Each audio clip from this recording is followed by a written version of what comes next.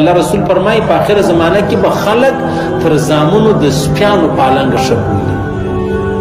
وایي سپی پالل تر زوی ښه دی. ته زوی څه کوې؟ زوی خو غمونه راوړي. نو د هغه زوی دی چې سبا د الله په دربار کې وژاړي چې یا الله زما بابا سره احسان وکړي. سپی وایي، ملازم وایي، مزدور وایي.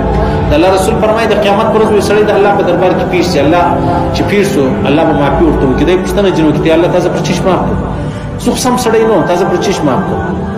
الله رسول فرمایي الله ورته وفرمایي چې ته مړ شوې ستا ډېر ښه زامن هغه په تا پسې دعاګانې کولې، په تا پسې خیراتونه کول، په تا پسې مطلب قرآن وایي، مسجد یې جوړ کړی و، غریبانو یتیمان یې خورول، ثوابونه تا ته در بخښل. هغه دغه وجه ده د الله په دربار کې یو سړی خالص په اولاد خلاصېږي.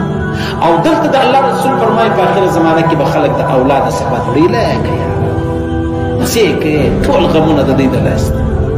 یعنې یو هغه سړی دی چې مولانا شفاعي تانوي صاحب دی اولاد یې نه کېدی. یو هغه سړی دی چې علیحده د منصوبې مطابق اولاد راوړنګ نه غواړي. کینو راولاړیږي بیا ځي بس بیا خامخا زوی غواړي، بیا د ډاکټرۍ و د ټیسټو په لیول باندې مطلب دی ترتیب جوړوي چې ما ته بس یو زوی میلاف شي زه نور نه غواړم. صحیح شو.